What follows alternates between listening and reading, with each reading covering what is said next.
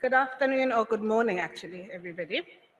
So as Brian said, I'll be speaking about crisis leadership. Having been and being in the seat at the Solidarity Fund, I'm using the Solidarity Fund as the case study, set up in a time of crisis, working through that time of crisis. I think we make a very good case study for crisis leadership. So obviously, when talking about crisis leadership challenges in 2022, it is hard not to focus on the overwhelming impact that the COVID-19 pandemic has had in our lives, mental health, finances, business, economy, society, and more. Leading in a time of COVID has certainly been a demanding exercise for us all, requiring at times seemingly superhero-like qualities. But while the pandemic has had a substantial and in many cases, irreversible impact, it is by no means the first devastating challenge that the world and leaders have faced, and nor will it be the last. Being prepared to lead in times of crisis has become increasingly more important for leaders. The past decade or so, we've just seen that slide showing the crises that we have faced in various aspects. But these include the economic depressions, the local and international geopolitical tensions, including the wars like the one in Ukraine right now, medical crises through to the Great Resignation, whilst internal business challenges also continue. Leaders have had to navigate all manner of complexities. We live in a world in flux, and we never know where the next challenge or crisis will come from. Today, it's COVID and its consequences, the war in Ukraine and its consequences. What will it be tomorrow? A leader must equip themselves to respond to change as a whole, from the normal day-to-day challenges to the significant, sometimes devastating changes in the internal and external operating environment. So what are the skills or qualities required of an impactful leader at a time of crisis? One who can navigate the complexities of an ever-changing world. The Solidarity Fund as a whole makes for an interesting case study. I believe that the attributes that we saw right from the beginning of the fund are indeed those required to respond in times of crisis. I will speak to 7 of them, namely agility, clarity of purpose, collaboration, commitment and the ability to transfer that commitment to others, transparency and accountability, communication, humility and maturity. I will unpack these during my presentation. Perhaps a bit of background, although I do think that Bonang has helped me in setting the scene. The Solidarity Fund, for those who are not in the room at the time, the Solidarity Fund is the largest mobilization of private funding and support ever seen in this country. It is also the largest multi-sectoral, non-governmental COVID-19 relief fund in the world. It was established as a vehicle for South Africans, you and I and many others, to pool resources and unite in the fight against the COVID-19 pandemic. As a demonstration of the power of solidarity, it has set the bar globally for cooperation between government, business, and civil society, and proven how unity in purpose can achieve great things. It is perhaps ironic that the fund was set up with the ultimate goal of winding down. Our impact is judged by our contribution to erasing the reason for our existence, the COVID-19 pandemic. Turning back to the attributes required in crisis and starting with agility. Agility was a foundational block. The Solidarity Fund was founded in a time of extreme flux, a time of deep crisis for the country and the world. It was created for the circumstances we suddenly found ourselves in, with a very specific and limited goal in mind. This is different in many ways to other organizations, in that the fund was able to shape itself for the circumstances without the hindrance of legacy issues such as slow operational processes, internal politics, shareholder expectations, and so on. The fund was established to respond to something we didn't yet fully understand, the COVID-19 pandemic, but what we knew would spread and offer challenges that would test our expertise, resilience, and skills. As a result, evolution, resilience, and agility was built into our DNA. Right from the start, the fund leadership knew that this pandemic would be changing and evolving every day. As a vehicle designed for response to the unknown, it was essential that the leaders adopted an action-oriented and agile mindset and ensured that the processes that allowed speed and evolution, whilst following strict rules of governance and accountability, were put in place. The fund's activities were initially organized into three focus areas, namely health, humanitarian relief, and behavioral change. With the fourth, the Humanitarian Crisis Relief Fund, being added later as a response to the July 2021 civil unrest, and most recently, a response to the devastating floods in KZN and the Eastern Cape has also been added. Under these pillars, the fund leadership channels its focus and responds to the changing seasons of the fund. The Solidarity Fund was designed to pivot on a dime, changing to match a shape-shifting pandemic.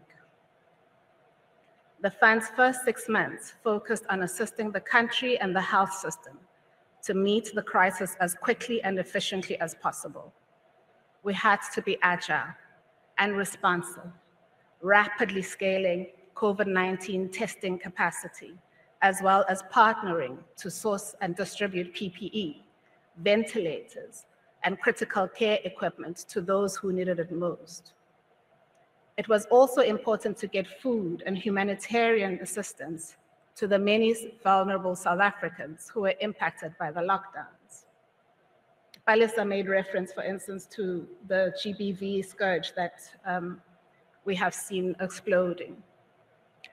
Understanding that none of us knew what COVID-19 was and how to respond to it, and the danger of misinformation and rumor, the fund also implemented an extensive national communication strategy that included a number of highly effective campaigns.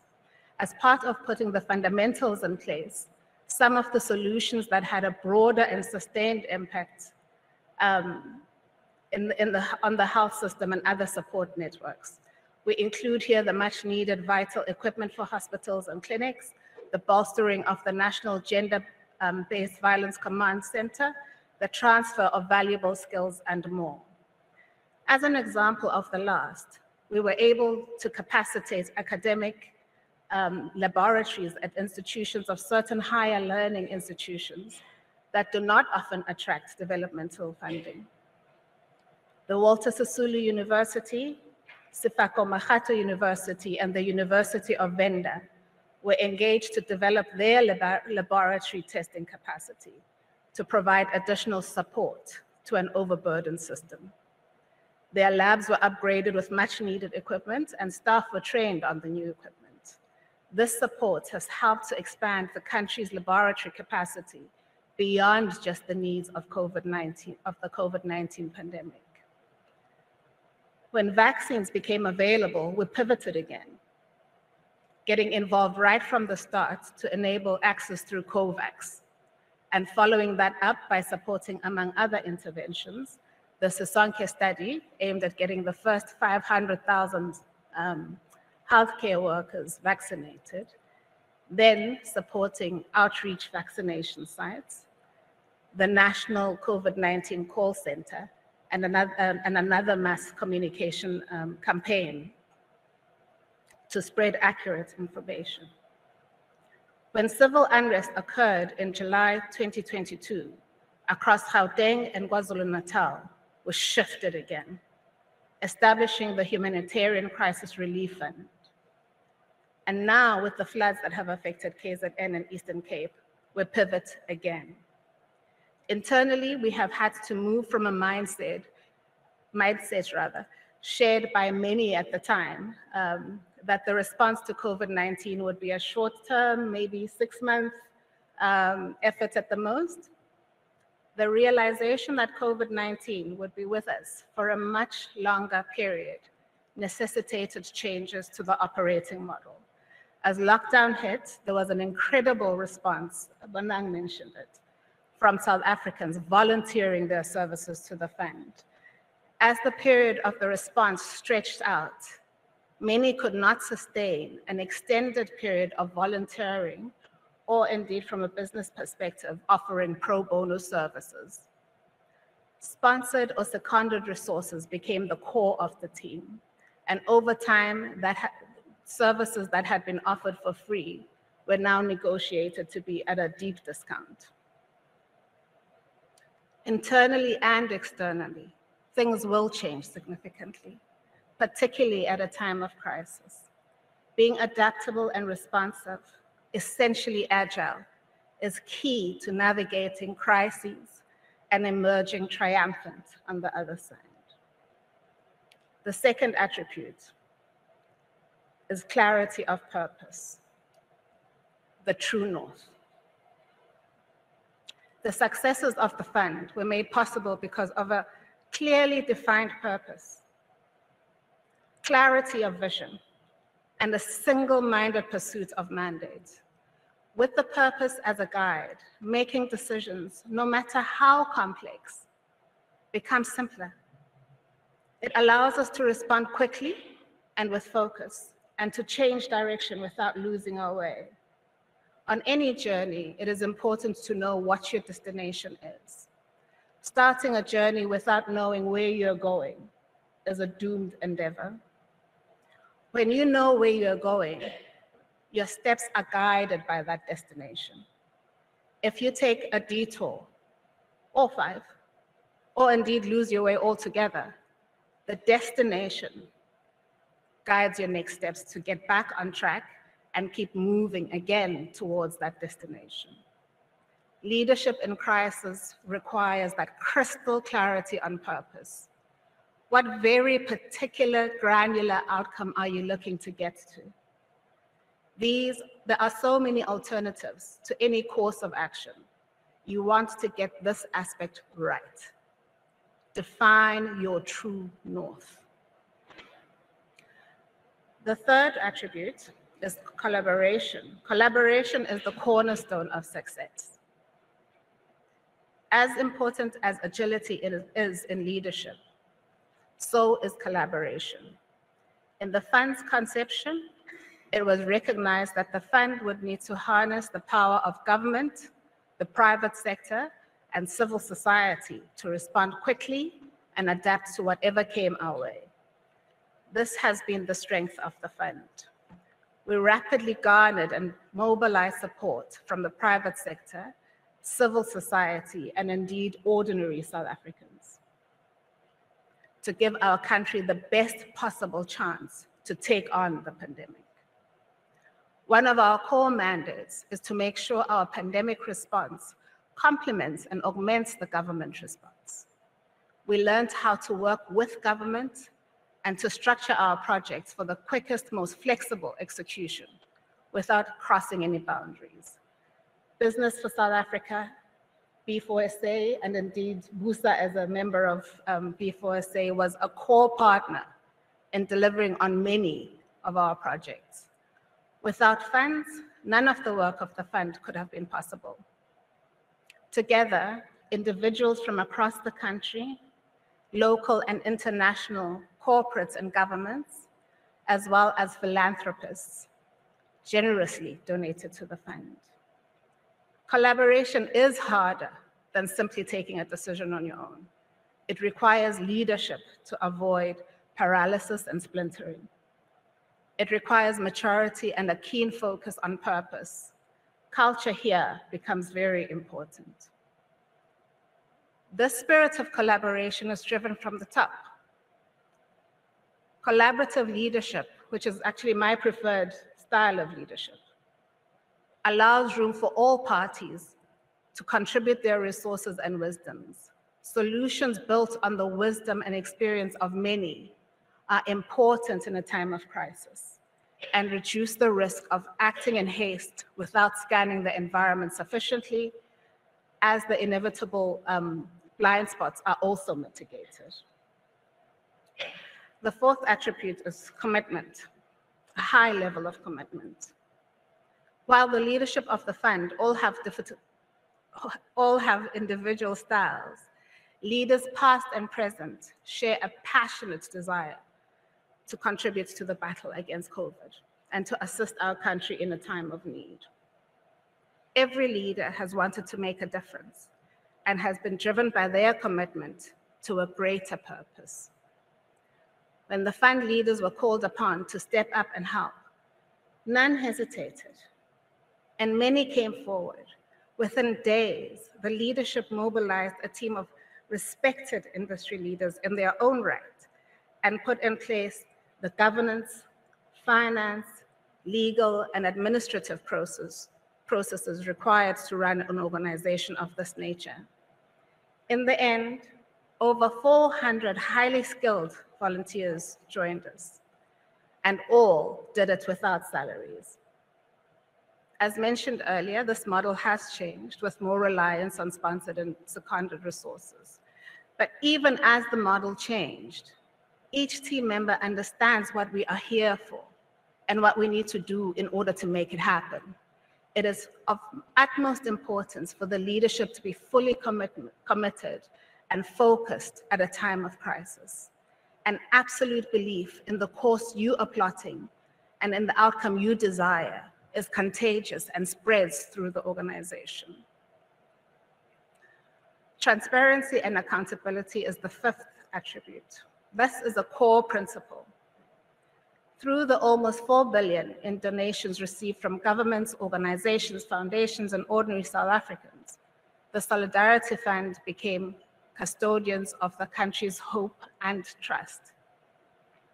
From the outset, the fund leadership knew that the only way to preserve the faith people had put in us was to focus on transparency and accountability. As the first order of business, strict governance processes and stringent checks were put in place to ensure that the funds were administered and dispersed responsibly, creating the most impact possible. Yes, our actions had to be rapid, but they could never be at the expense of proper governance and responsible administration. With these structures in place, we have ensured that the money dispersed has made the most impact possible and has kept the faith with our donors, stakeholders, and fellow South Africans. This transparency and accountability exhibited in our organization is no less important in our leaders. These qualities are about both inspiring reassurance and trust. In the face of crises, employees, partners, and stakeholders need answers, and they need to trust that the people carrying out that plan are the right people and understand the weight of the responsibility that falls on their shoulders. Governance, transparency, and accountability are the glue that holds decision-making and implementation together through times of crisis. The sixth attribute, communication, is really an extension of transparency. Meaningful communication among the leadership and through the organization. The Solidarity Fund was established in a time of work from home. We have no offices. And so in lieu of casual conversations as you pass one another in the hallway, we learned the importance of deliberate and consistent communication. Through daily online meetings, our executive committee met and conferred to ensure alignment on all things. I do have to share that those meetings are at 7:30 every morning. And at the height of the pandemic, They were at 7:30 in the morning, Monday to Sunday. So it's that consistent communication was something that we really have focused on. Having said that of the EXCO, the board also met weekly. Yeah, weekly, not quarterly, as in most environments. This ensured not only that we all understood what was being decided, but it allowed us to share learnings and insights, and the board held us accountable. Every leader has their strengths, but they also have areas or blind spots that they aren't as qualified, experienced, or skilled in. Through these meetings, we learned from each other, and the value of that went well beyond the exchange of information. Communication at a time of crisis is critical. Sometimes things change so swiftly that what was true only an hour ago is no longer so. So utilizing various means of communication is key. In crisis, calibrating communication according to urgency, need to know, breadth of organization is key to ensure the right response at the appropriate time. Humility and maturity. I have kept the attributes of humility and maturity till last, although perhaps it is the most important one. In order to respond rapidly to a crisis, to spearhead transparency, and to collaborate, you have to understand that you do not have all the answers. Sometimes you may not even know the question, but there are people who can help piece the right question and frame the required answer with you. So you have to be willing to listen and learn. The Solidarity Fund was established with the knowledge that our learning curve would be steep indeed, and it would be continuous. Yes, we would get better at things through experiences and successes as well as failures. But there would always be something new to learn, and we didn't have time to let ego stand in the way. Lives and livelihoods were at stake. We had to take decisive action, but our decisions had to be well-informed and executed by the right people with the right skill set and experience. We partnered with incredible organizations and individuals. The result is that our collective experience goes well beyond the 2 years plus that we have existed, and well beyond the handful of people in leadership. As the person charged to lead in times of crises and change, knowing your strengths and weaknesses, opening up space for learning. Now I've lost my place. Listening intently, particularly to views that do not accord with your own. Looking for the best path forward, but being open to challenge and debate will get you far. As the saying goes, if you want to go fast, go alone. If you want to go far, go together. In conclusion, the COVID-19 pandemic was a disaster that was heartbreaking and to many soul-destroying. But for some, it was not without its gifts. Palisa spoke at length about the rapid change it forced in corporates, the unlocking of the imagination to what was possible. Crises can be a real opportunity for positive change and progress in leaps and bounds. With COVID, both employers and employees were pushed to reimagine the workplace in ways that could not have been anticipated. Ways of working that a handful perhaps were experimenting with suddenly became mainstream. Work from home became a ubiquitous term. In a flash, companies upweighted and modernized their IT and data infrastructure and security. Human capital also took center stage in an unprecedented way.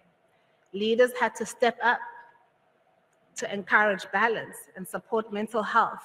A strain became evident and prevalent amongst employees. The Great Resignation bears testament to some of this. Leaders have had to be much more supportive, reconfiguring how organizations work, playing a greater role in HR, whilst ensuring that the company remains sustainable. The pandemic really triggered a revolution for the corporate environment and ways of working. In many ways, that has been a positive outcome, driven by the crisis.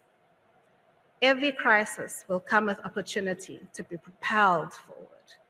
Panic is the enemy of progress.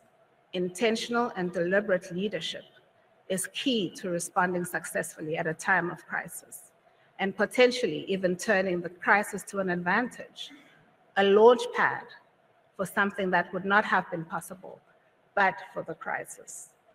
The fund is a great case study in how the ever-evolving complexities of our world continue to put great demands on our leaders.